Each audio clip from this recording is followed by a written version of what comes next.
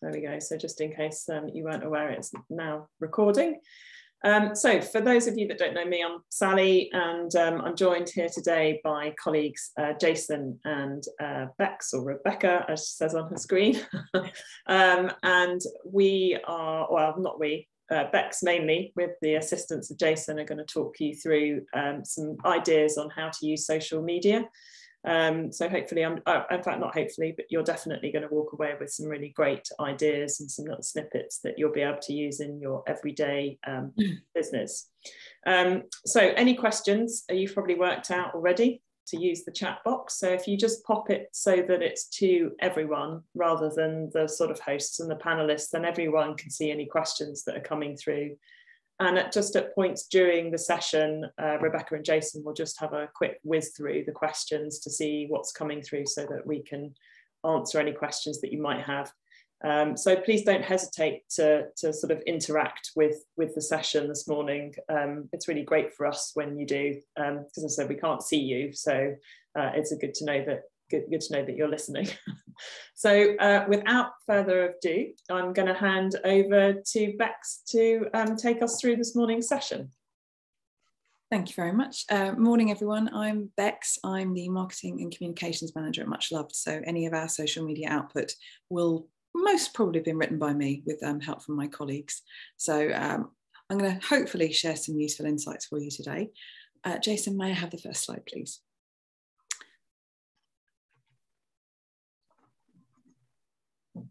So to give you a little bit of background about social media, over 50 million people use social media in the UK, which is roughly 75% of our population. And 43 million of these people use Facebook. It's one of the most established social media channels, but it's still the most popular. And to give you an idea, the average UK user spends almost 2 hours on social media per day. That's across all channels, so Instagram, Twitter, etc. But that's an awful lot of scrolling time on average every day that everyone does. The interesting thing is that also almost 45% of internet users use social media as a search tool. And this is really important for businesses because you're missing an opportunity if you're not on any social media platforms. You're not actually appearing in the search tool. So almost 1 in 2 people will instantly go to social media to search for a new product or service that they need. Good news for businesses is that more than 98% of social media users have a presence on more than one platform. So this means that you don't have to appear on every single social media channel. You can do one well, rather than trying to spread yourself too thin and appear on all of them. And a slightly terrifying statistic, if you think about it, the average Facebook user spends 1 year and 7 months of their life scrolling through Facebook. Slightly more for me, I'm sure, and for some other people here, but that's the average at the moment, and I think that's increasing. Next slide, please. Like doing a degree, almost. Yeah, I think you could probably complete a decent degree in that time. So we're going to look at first the 4 W's, often used in journalism, but this also frames how you would post social media information. So who, what, when, and where. Starting with who, the thing here is it can be quite daunting when you don't know what to say, where to say it. So you're looking at a blank screen with a social media post. Try and think about your typical customer. You're already experts in your own clients. Imagine that you're talking to them. If there was a typical family or a typical customer walking in to your business and you're engaging them in a conversation, that kind of tone, the language that you would use, that's how you would post on social media. Imagine them in your head when you're writing your post. Where do you post? So which channels? Once you've got your typical customer in mind, you need to think about what social media platforms they're likely to use. Each channel has different demographics, so maybe think about what your typical customers what their demographics are and where they might be. So to give you an idea, 52% of Facebook users are women at the moment, and the largest age range is 25 to 34. They're very likely to strangely follow Manchester United. I say strangely, not my cup of tea, but it's the biggest Facebook page at the moment. They have 74 million followers, so more than the population of the UK. That's by far the most popular page on Facebook. For Instagram, 57% of users are women, and again, the 25 to 34 age range is the largest number of users. They are most likely to follow David Beckham with 50 million followers, closely followed by Emma Watson with 47 million. YouTube, a bit of a shift here. 54% of men make up YouTube users, and the most popular age range is 25 to 42. It's very hard to split out It's 44, sorry. It's very hard to split out international data across YouTube. They tend to collate it quite broadly, but it looks like the UK's most popular YouTube channel at the moment is Ed Sheeran. He's got over 50 million followers. Twitter is again more popular with men, with 59% of their users being men and 41% women. The largest age range on Twitter is 35 plus. Again, their demographic information isn't as detailed as Facebook. But it is worth noting that the 18 to 24 age group accounts for 1/3 of their users, and it is growing. So they do have a good split between a very young age range and an older one as well. The most popular Twitter account is BBC Breaking News with 48 million followers. So a lot of people may see Twitter almost as a broadcast news channel to get their quick updates and information, as well as a social engagement channel. So when do you post? Morning, afternoon, evening? The only way to find this out is by testing. Every big business will start with this. So maybe try a morning post and then try different days of the week. All you can do is test and learn. There's no one right answer. And if you were, for example, to employ somebody to do this on a freelance basis and they turn around and were to tell you, you only post on a Tuesday afternoon at 3 o'clock, that's rubbish. There's no way they can possibly know that. It's all about testing and learning. Next slide, please. So what should you post? A very popular way amongst social media managers to structure posts and how to work out what to say is to use the 3P method. So you look at positioning content, promotional content, problem solving, and a mix of all three. So positioning content is where you would demonstrate your experience and the expertise that you have within your business. So for example, a post about getting started organising a funeral, the steps that you might take, share your know-how and everything that the experience that you have. Promotional content, you would share information more about yourself and your business, a post about your team members behind the scenes, just really showing who you are and the values that you have. Problem-solving content is how your service helps your audience. For example, a testimonial from a client family. And 3P content is a mix of all of them. And this is your ideal, but it is occasionally hard to achieve, but you often get a mix of maybe 2 of the types. But a mix of all 3, for example, would be how you helped a family solve a problem, maybe a repatriation, something like that, and achieved a wonderful outcome for them. And then maybe have their testimonial as an image. So you're mixing all 3 types of posts. Again, all social media is about testing and learning. A certain type of post might respond well for you, different ones less so. So it's just about trying things and just see what works. Next slide, please. So I've got an example. So I've thought of Janice, and Janice arranges funerals. And we all know that after making the initial funeral arrangements, there can be almost a bit of a lull, but actually the creation of the printed order of service can really fill that gap. And that part of the relationship with a client is actually quite important. So it might be that Janice has some really beautiful examples that you're able to share. It might be that your local church, we all have a local church who are real kind of sticklers for the way that the service sheet is ordered. So potentially talk about that. And you've also got the opportunity for like hand illustrated orders of service. So if you've worked with a family and a relative has created this really beautiful hand illustrated order of service, then that I think would be a nice thing to share. But I was going to hand over to Bex really to kind of work out how to share those kind of features of this piece of work. So as Jason said, there's some beautiful ideas there. If you've got these lovely bespoke hand illustrated orders of service, that kind of thing. Always include an image with a post across all channels, whatever you're posting, wherever you're posting it. An image with just text is just likely to get overlooked, and the algorithms that each channel works on won't pick it up nearly as well. Every image needs a post or a video. Images with people work really well. So social media is about engaging other people, and people respond to people. So if you can put actual people in the shots rather than just images of the flowers, so somebody holding the orders of service, something like that, or as they design them, that would be wonderful. It's really nice to be able to share kind of the process about the design maybe that goes into them, how you work through it, the creativity that's shown. A lot of people, myself included, wouldn't necessarily know all the details that go into designing an order of service, all the different options that are available. So maybe show the different things that customers might want to consider, try and educate them and inform them a little bit before they even come in and see you, so they know exactly what to expect and what they can possibly have. Don't forget, cross-tagging is also quite important here. So if you get your orders of service printed at a local printers, for example, do tag them in. They might then share it across their channels, a little bit of reciprocal sharing, and you never know, you might even get a discount at some point. Next slide, please. Can I ask a question, Bex? You can.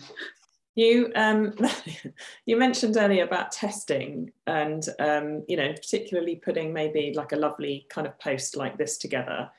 So say how do people know that it's been successful? You know, what are you going to, or are you going to? We're going to come to metrics in a little while.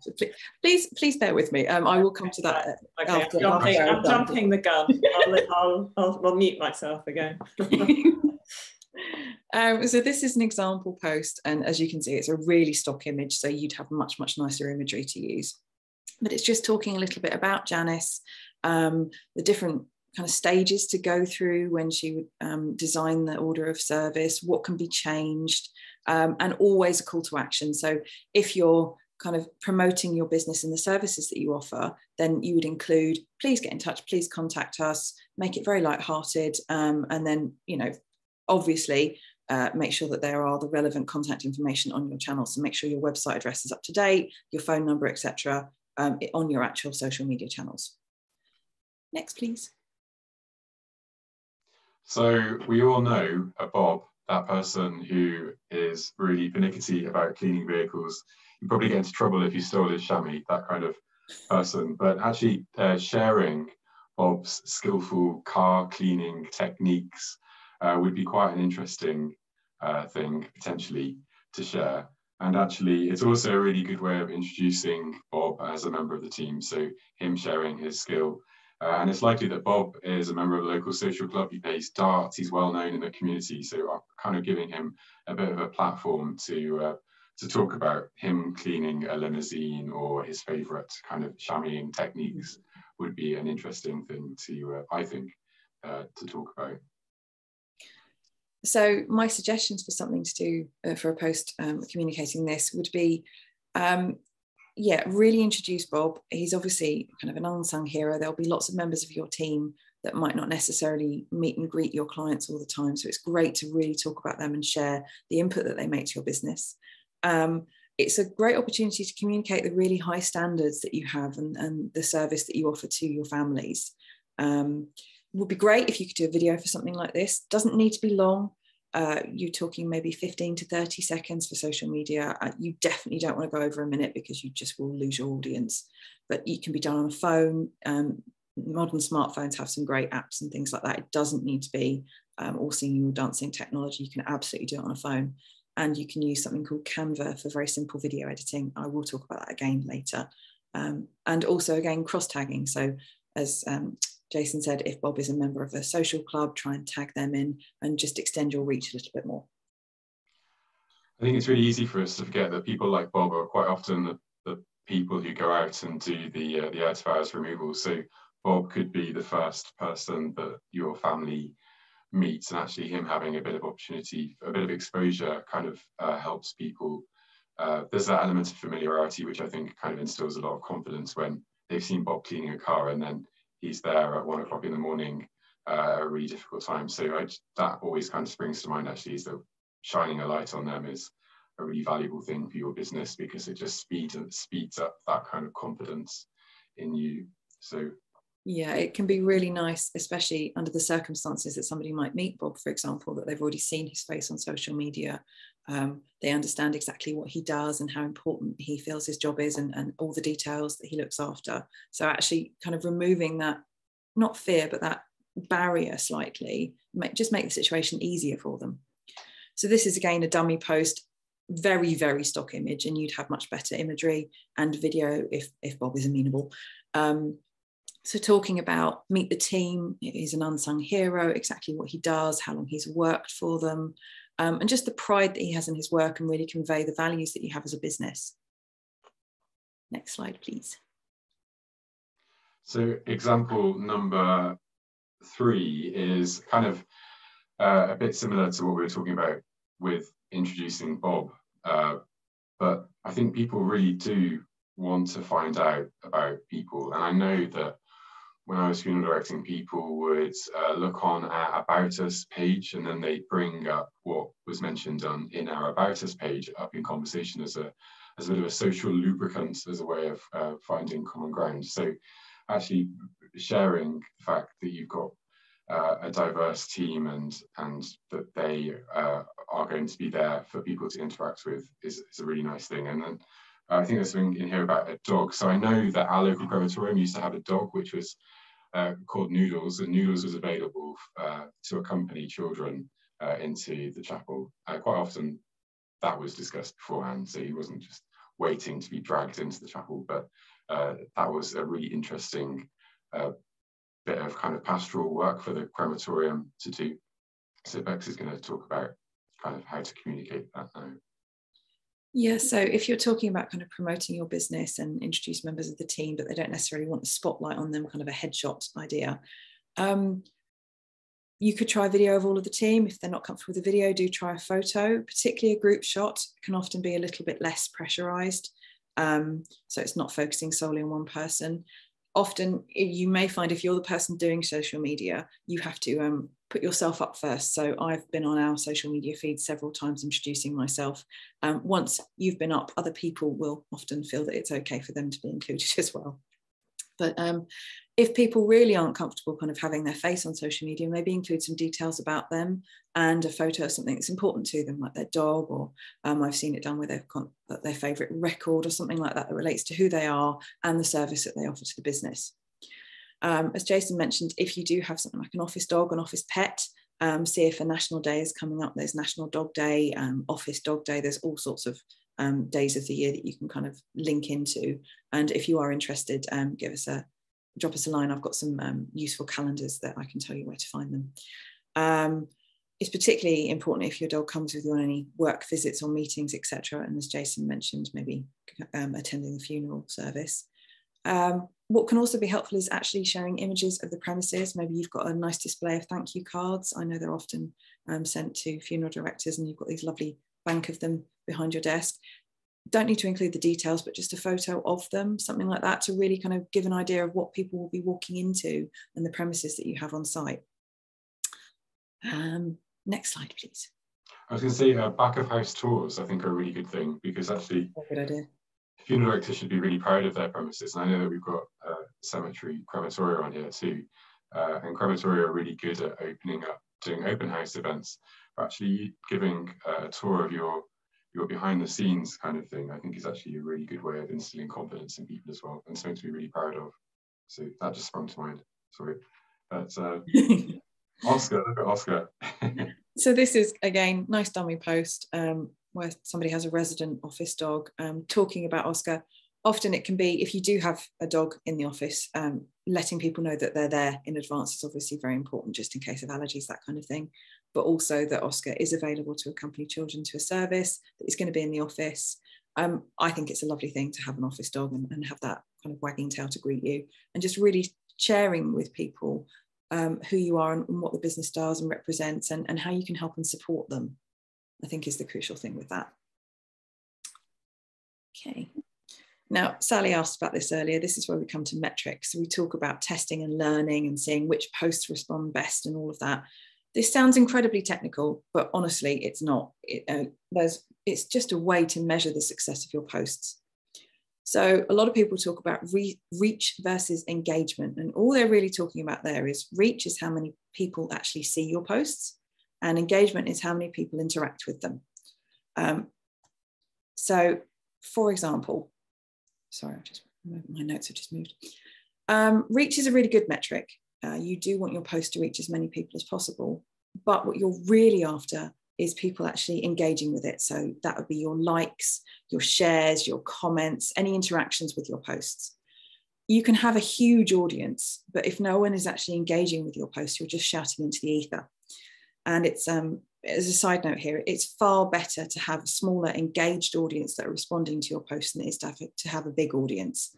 And on that line, never ever buy followers. It's a vanity metric and it can actually damage your business. You'll have a huge disengaged audience and you won't really know who to talk to. So if anybody ever suggests that, it is not a good idea.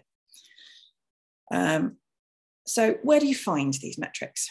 So Facebook, you need to visit the business suite. You will need a Facebook business page. This won't work on a personal profile. And you would visit business.facebook.com. And this can look a little bit different depending on your profile. Facebook rolls out updates fairly regularly and changes what people may see, but the vast majority of people should hopefully see something that looks like the image on the right there. So if you look at the very bottom on the right, it says insights. That is the insights into your posts. So it will show you all of the posts that you've put up, the images that have accompanied them, which ones had the most reach. It will show you your engagement amounts, the likes, the shares. So if you can find your insights, that will show you all of the metrics for your Facebook posts. For Twitter, Twitter is much easier. It all looks the same for absolutely everybody. Analytics.twitter.com is the place to go. And it opens up a lovely window that will show you your top posts, your top performing posts, how many people you've reached, all your really key metrics in one glance. It will show you the last month and you can change the dates to have a look through and see how you performed over the last 3 months, 6 months, whatever you like. YouTube, you need to go to studio.youtube.com. This is where you create and upload all of your videos, so you should be familiar with that if you use it, and that will be where all of your analytics are. And again, they all look very similar. It is really not rocket science. It will show you your most popular posts and how many people they've reached. Instagram, you can only reach the insights via the app, and again, only on a business profile. So you will need to just click on the menu and click on insights. If that's not available to you, you will need to change your profile type. Next slide, please.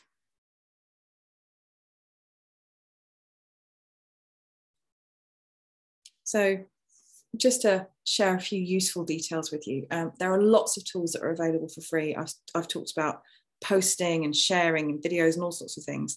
There are some great tools that you can actually access at no cost at all. So one of the ones that we recommend, and it's what I use myself, is canva.com. You can get a free account and it gives you stock images if you need them, design options, even simple video editing. It really is great and even gives you some soundtrack options, I think. I should add, we receive no money from any of these companies. It's just the ones that we personally use. For posting onto social media, there are a couple of free options. Buffer.com and later.com will let you schedule posts. And you can also post natively, i.e. post directly through the app. So Facebook and Twitter will let you schedule apps for later. Instagram, as it sounds, is unfortunately only live. So you would have to go into Insta and actually post then and there. For printing, if you are interested in print services, we tend to use Instant Print or printed.com. Again, it's just companies that our charity has used, and thought you might find that interesting and useful information. But if there is anything that you're really struggling with and you really want, please do drop us a line. I'll always try and find something for you if I can. And on the printing front, if you tagged your local printer in the previous post, you might be able to leave us some kind of special discount potentially. Always worth an ask. I've put these posts or the images from these posts in this slide because actually this is a really good opportunity for you to share stuff that kind of lands on your doormat. So these certificates have been sent out by charities acknowledging how much your clients have raised for them. And so you can see here that even like Tom Owen and Son have put theirs in a nice frame, and it's probably in their arranging room or on the side somewhere. And then they turned it also into a social media post. And when you do this, do try and tag the charities as well, because they'll probably be quite grateful. And if you get stuck, they might even do some kind of joined up post with you. So you could potentially try and contact their marketing comms person to ask them for help in this kind of stuff. But this just seems like a very obvious opportunity for you. So this is Tom Owen and Son again. So they've used Canva for this video here. So everyone likes moving images, I do, and it's just kind of a bit more engaging than posting a still. But they've used Canva, I think. Have they used Canva, Bex? I'm reasonably sure that's Canva. It's very quick and simple. It's literally placing the logos, and then just, you can do some really nice things with Canva where you'd put a couple of still images. It will put transitions in between them, so you can actually use your still images, and they have here, just to make a nice little 10-15 second video. So yeah, I think that's Canva. Yeah, I like that kind of post. Moving posts and images with moving elements like a GIF or something like that, they're designed to stop the scroll. So they grab your attention, they stop you from scrolling through on your phone. That's what you're after ultimately, is to kind of stop people in their tracks as they're scrolling through their feed and get their attention to focus on your post. So that's why you always include an image. And if you can, a little video like that, or something, a nice engaging image or a little video. Question? Yeah, so what are your questions? Hopefully we've kind of triggered some ideas. But the idea of this is really just to kind of plant the seed, and I'm sure you'll have loads of potential content opportunities. But yeah, please let us know questions. You've given loads of great ideas, so thank you very much. I'm intrigued by the notion of buying followers, but I'm not going to linger on that. But I was quite surprised that that was an option, to be honest. You'll find there are lots and lots of options for buying followers. It's quite terrifying, but the vast majority will either be fake profiles, or they'll be kind of semi-real profiles where they've been made like by a bot, that kind of thing. Right. And they'll all be based out of maybe India, that kind of area. And it will really damage a brand to have bot followers. You can always tell because they just have no profile picture. They just look awful. And instantly when other people are looking at a page, you can see that half the followers aren't real. Yeah, yeah. So never ever do that. No, but I mean, there's so many ideas, aren't there? I love the idea of kind of the backstage sort of thing, that kind of, because we never see the front of the funeral director, the pretty flowers outside. So actually, giving the opportunity to sort of allow people to see a little bit kind of deeper, I think is really nice. And obviously lots of our funeral director partners and lots of people attending today probably have really lovely particular features in their premises, which are just, make really nice photographs, or like you said, pictures of the thank you cards, that kind of thing. I think that's some great ideas. There have been a couple of questions actually. I noticed that Richard said you got interrupted. I'll share the video, the recording with you, so you can watch it back, and then you can see the slides and pause it where you need to. So Catherine, is there a difference between paid posts and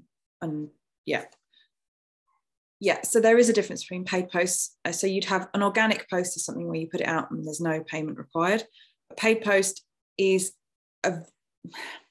you tend to employ people separately just to do paid social media advertising. It is a little bit tricky in that Facebook doesn't make it particularly easy. So you advertise across Facebook and Instagram, and you can also advertise on Twitter separately, and then you can do paid ads through YouTube. I could spend 2 days talking about that, to be perfectly honest. It is a little bit of a dark art. You can boost a post pretty easily straight through Facebook, etc. But to do a proper paid Facebook ad campaign, I would suggest you actually speak to somebody and find out what the best metrics would be for you, because it's quite complicated. Is it worth testing with your own posts first, so that you've then got some metrics for them to look at? Absolutely. I mean, you would never go to, for example, let's say you've got a freelancer in and said, I want to do a campaign. I've got this much budget and this is what I want to achieve. You would never go to them with a cold profile. You need to have posts in existence so they can see exactly what your supporters respond to. You'd need to be able to provide them with media and images and things like that so that they can build a campaign for you. And what would happen is you'd have a campaign with a spend per day. You'd have a couple of different ads, different imagery, different wording. So it's a real investment, really. But if you get somebody that knows what they're doing, they can give you a good return on that investment. But you do need something on your profiles for them to learn from first. Yeah, okay. There's a couple of questions here which I think might be worth combining, just because we're kind of running out of time.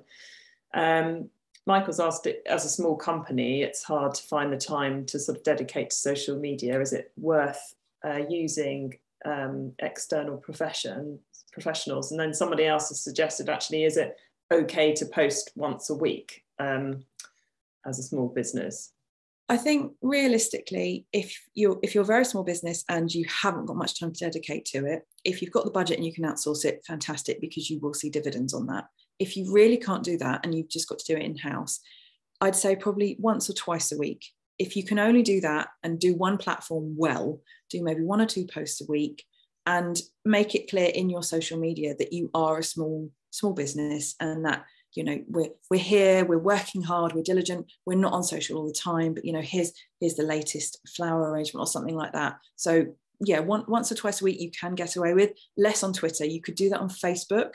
You could maybe do 3 posts a week on Insta, but you definitely couldn't do that on Twitter, because it would look too big between the posts. The churn on Twitter is much, much higher, but you could on Facebook. So I'm just trying to read through the questions quickly. Yeah, there's just one more. Any advice for dealing with potential negative comments? Okay, so the golden rule with this is get them off of social. You are never going to win an argument with somebody who's got a bit between their teeth and keyboard warrior. So the best thing to do is offer contact information, make sure that you publicly respond so people know that you are very aware and that you care, but ask them to contact you and discuss the matter separately, because any kind of conversations that spiral from that will never look good for you no matter what the outcome. So move them off of social media and engage with them differently. Brilliant. Just remember, we've got a funeral director near us, and he recently shared a traffic update, and it got loads of shares. So he got really good coverage just for mentioning the A303 was closed. So I thought that was really clever. Community involvement and, you know, helpful community posts can be great for just promoting the general awareness of a business. So that's never a bad thing. And especially if you're doing, you know, like if you're involved in maybe a local food bank, anything like that, you're supporting a local charity, always share information about that, pictures of your team, you know, a car wash, whatever it is that you're doing. It's great not only to share kind of your business values, but show that you're engaged with the community, and then cross tag everybody. That can be a really good traffic driver. So one last question. Any tips for reaching out to an older generation? Yeah, use Facebook. One of the largest groups, growing demographics on Facebook is the, I use the term loosely, silver surfer generation. So 65 plus is a really big growing group on Facebook. You can use relevant hashtags, try and find maybe groups that they might actually be in. So for example, if there's a local community Facebook group, if there's a local library group, something like that, make your presence felt in there and actually be part of that online Facebook group. And hopefully that will then drive some traffic back to your page. Brilliant, thank you, Bex. Okay. Did you have some final slides to finish on, Jason, or was that? Just telling people about the next module, and I've just copied and pasted the link into the chat. So it would be really good for our egos if you all registered using that link at the end of this, or now if you want to. So that's going to be on themes, which are really interesting. So the designs that you can choose for your clients. Yeah. Excellent, great. Well, thank you very much, Jason and Bex, for running this morning's session. I thought it was extremely useful, and fortunately, I don't have to do loads of social media because I'm very lucky to have Bex to do it for us. But if I didn't, I think it would certainly give me lots of ideas about what to do. And I guess the other thing is, actually, you don't have to overcomplicate it. There's lots of small little snippets of things within a business that actually would be really useful and interesting for the audience to, you know, for them to find out. So hopefully lots of people have taken away lots of ideas from this. I will send out a recording of this to everyone who's attended and anyone who has registered for this morning's session. So just give me a few days to get that loaded onto YouTube, and then I will share that with everyone. So thank you very much. I'm going to stop recording.